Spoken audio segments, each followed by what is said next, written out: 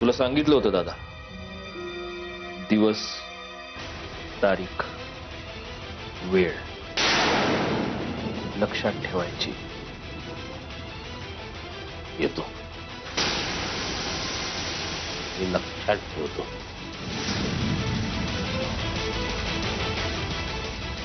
वेळ जय रामदेव बाबा.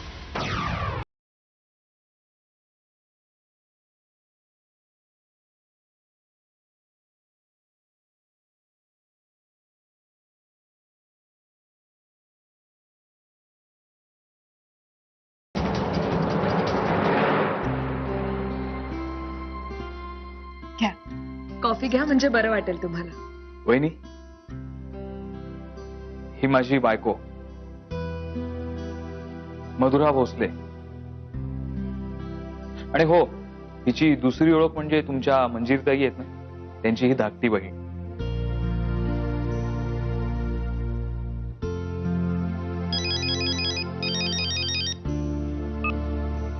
हा बोल सत्यजित. हो, माझ्या समोरच बसल्यात त्या. काय? अरे पण ओके ओके ओके, मी बघतो. हो, तू म्हणशील तसं. या.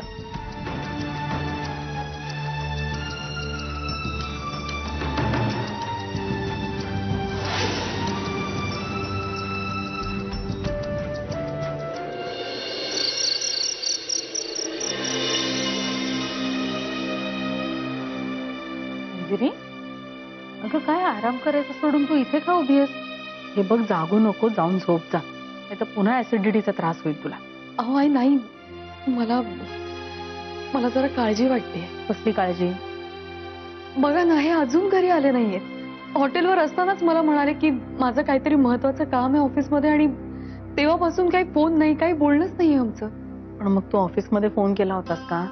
हो, मी तिकडे केला होता फोन, पण तिथे नाहीयेत ते आता.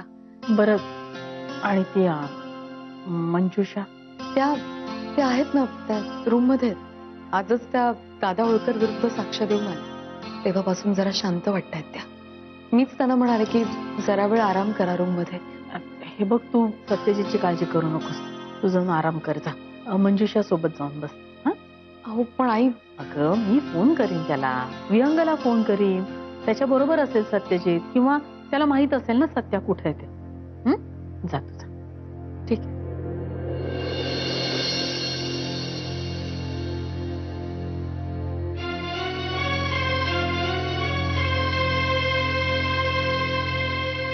मावशी, हा? नाही, काही नाही. प्रिया, काय झालं? मला ते काय नाही, जाऊ दे.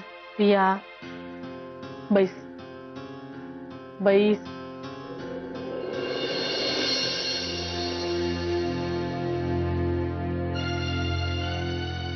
मला सरळ सरळ सांगणार आहेस का काय झालं? मावशी, मला तुला काही विचारायचं. मला माहितीये ही वेळ हे सगळं बोलायची नाहीये, पण नुसता विचार करून करून त्रास होतोय मला. प्रिया, तू मला शांतपणे सांगणार आहेस का काय झालंय ते? कसला एवढा विचार करतेस तू? हा, कसला त्रास होतोय? मावशी, तू मला मागे म्हणाली होतीस, आठवतंय? तुला मला या घरची सून करून घ्यायला आवडेल.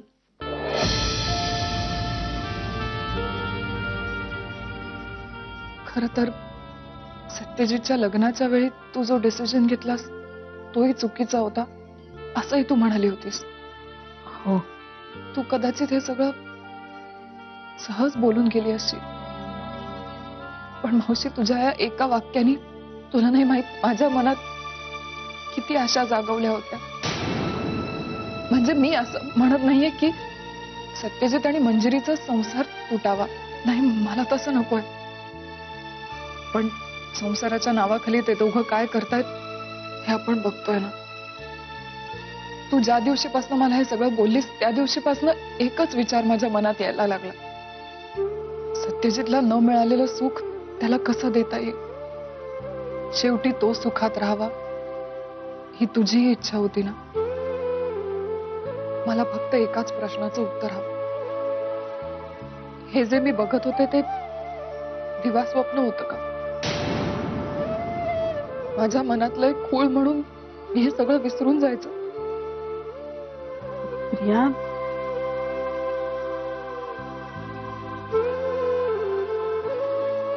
हे सगळं तू असं अचानकच आज. मावशी, मला माहितीये ह्या प्रश्नाचं उत्तर देणं तुला खूप जड जाणार आहे. पण तरी तू उत्तर दे, कारण ते उत्तर मला हवंय.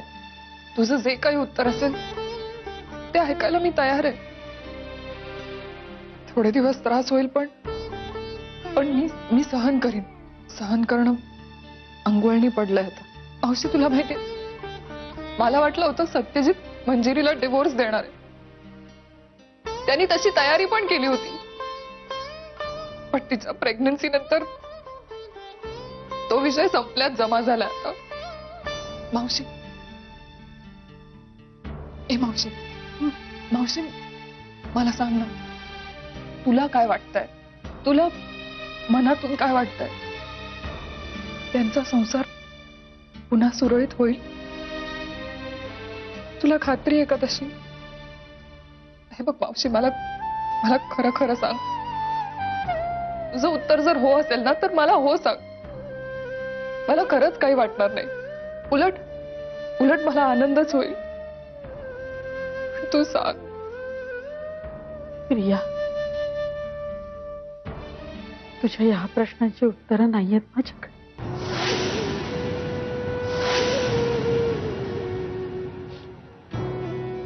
माहित होतं मला. माझंच चुकलंय ना. मी खरं तर हा प्रश्न विचारायलाच नको होता. सॉरी, मला माफ कर. मी वेड्यासारखी दिवसा डोळ्या उघड्या डोळ्यांनी स्वप्न बघत राहिले. माझं चुकलं. सॉरी.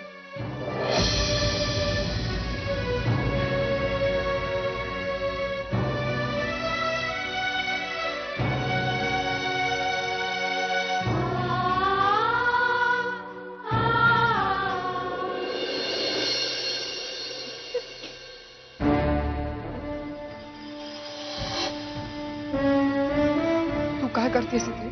याचना. मी तुझ्या दारात सतत याचक म्हणून याचना करायलाच येते प्रिया. हे बघ Netra, please try and understand. मला तुझ्याशी आता अजिबात बोलायची इच्छा नाहीये. माहितीये मला, तुझ्या डोळ्यातलं पाणी दिसत नाही का मला प्रिया? पण कसं आहे ना, तू आज डोळे पुसणार, परत उद्या तुझे डोळे भरून येणार. हे सगळं असं करत राहण्यापेक्षा डोळ्यात पाणी येणारच नाही असं काही करायची इच्छा नाहीच आहे का तुझी? हे बघ तुझी फालतू बडबड करत नाहीये मी. मागेही तुला समजवायचा प्रयत्न केला होता, तेव्हा फालतू बडबड तू करत होतीस. कावळा काय, कोल्हा काय, कसल्या कसल्या गोष्टी सांगत होतीस. प्रिया, तेव्हा तू ऐकून घ्यायच्या मनस्थितीत नव्हतीस, म्हणून मी परत आलीये तुझ्याकडे. परत एकदा समजावून सांगायचा प्रयत्न करते. मला कळत नाहीये नेत्रा, तुला नक्की काय साध्य करायचंय? मला काहीच साध्य करायचं नाही, पण तुला इतके दिवस जे साध्य करायला जमलं नाही ते करायला मी तुला मदत करणार. मंजिरीला या घराबाहेर काढायचे काय कमी प्रयत्न केलेस का तू? पण अजूनही तुझ्या एक गोष्ट लक्षात येत नाहीये प्रिया, की हे काम एकटीचं नाहीये. ह्याच्यासाठी तुला माझी मदत लागणार. आपण दोघींनी मिळून जर हे केलं तर सक्सेसफुल होण्याचे चान्सेस जास्त आहेत. पण मला एक सांग, तू हे सगळं करायला प्रश्न विचारू नकोस. तू काय, कधी, कसं, का करतेस हे सांगायला जशी तू बांधील नाहीयेस ना, तसंच माझ्या वागण्याचं जस्टिफिकेशन द्यायला मी बांधील नाही. तुझ्यासाठी सध्या फक्त एवढंच महत्वाचं आहे की if I am on your side, तर तुझी साईड स्ट्रॉंग होती आणि मंजिरी या घराबाहेर लवकरात लवकर जाण्याचे चान्सेस वाढतात. So here is a deal. मंजिरीला घराबाहेर काढण्यासाठी मी तुला वाटेल ती मदत करायला तयार आहे. तू मला काहीही प्रश्न विचारायचे नाहीस आणि माझ्या मध्ये मध्ये करायचं नाहीस. Think about it and let me know. Bye.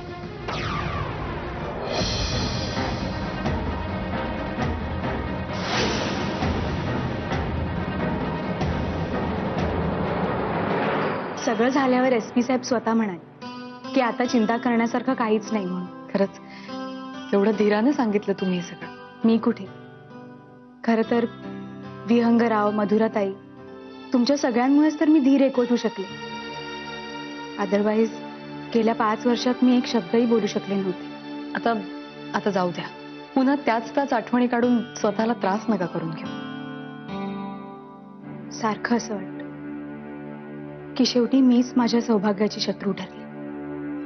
मी पत्नी धर्म सोडून स्वतःच्या नवऱ्याशीच अशी वागली. अहो असं अजिबात नाहीये. हा आता पतीला परमेश्वर मानाची पद्धत आपल्याकडे आहे, पण त्याच पतीने राक्षसी रूप धारण केलं असेल तर त्याला त्याच्या कर्मांची शिक्षा नको मिळायला. हे बघा, यात तुमचं काहीच चुकलं नाही. विश्वास ठेवा माझ्या.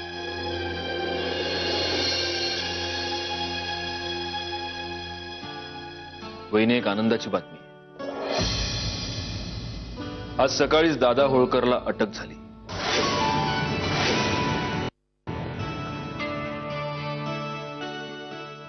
आणि त्याही पेक्षा एक आनंदाची गोष्ट,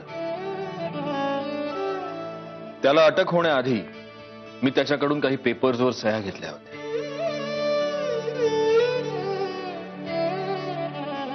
तुमच्या आणि दादाच्या डिवोर्सचा अर्ज. दादाच्या सह्या आहेत त्याच्यावर.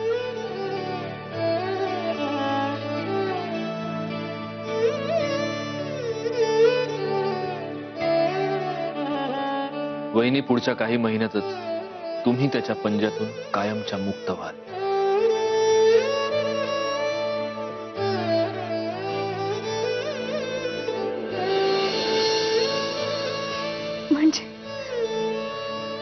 म्हणजे आता मला परत तिथे चला, आता तरी तुमच्या मनावरचं ओझं उतरलं ना.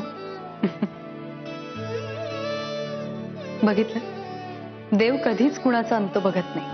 आता तुमच्या आयुष्याला खऱ्या अर्थाने नवीन सुरुवात होईल, अगदी तुम्हाला हवी तशी. आणि मग सगळं सुरळीत होईल.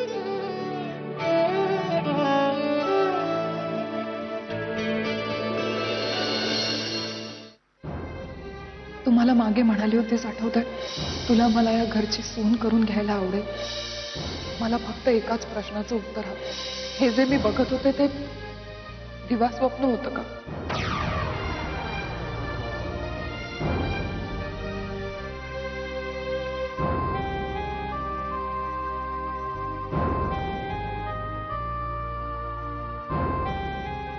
वहिनी,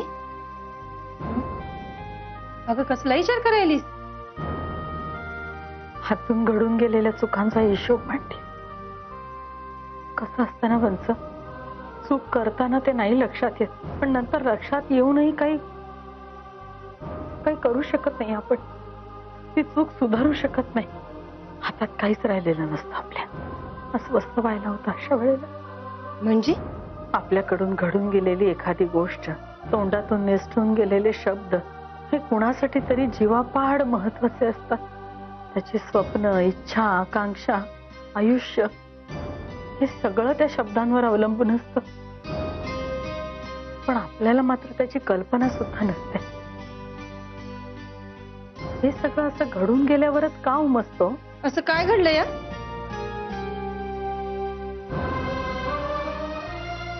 प्रिया,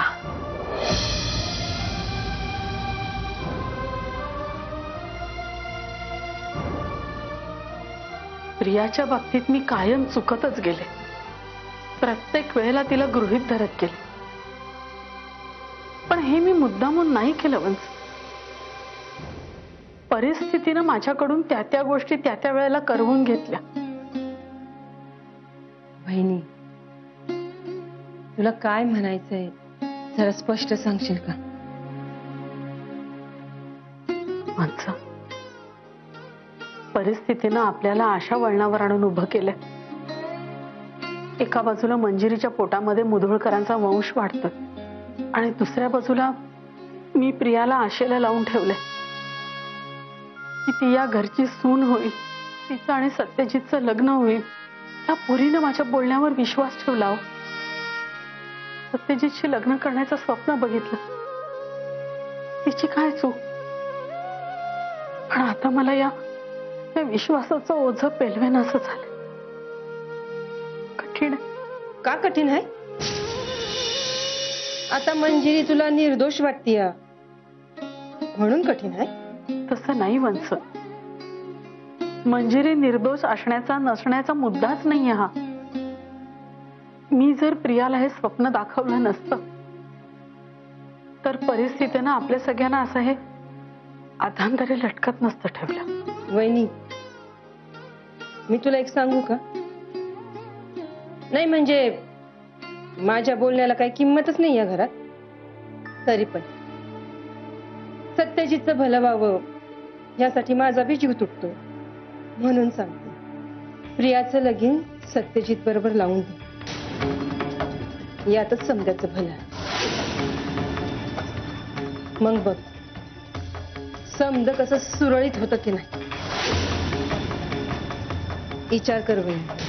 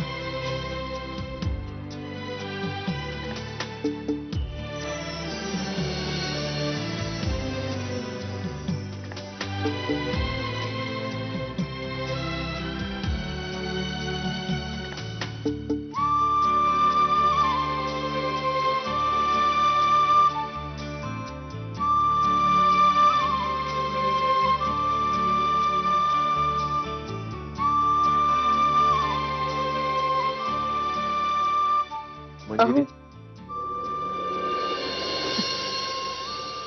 काय बोल. नाही, बोला ना तुम्ही. काही नाही, तुझं खूप कौतुक वाटलं. या मागच्या काही दिवसातला स्ट्रेस तुझ्या पद्धतीनं हँडल केलायस. धीरानं, जबाबदारी. कौतुक वाटलं. इनफॅक्ट आज दुपारी बाबांचा फोन आला होता, त्यांना मी हेच सांगत होतो.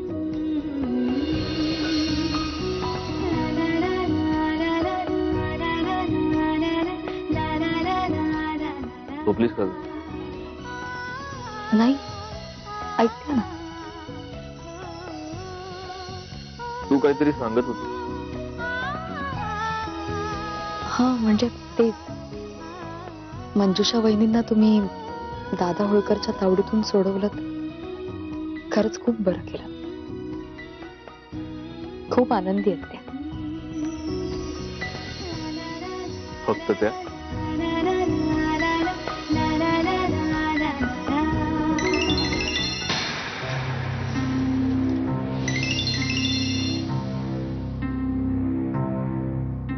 बोल.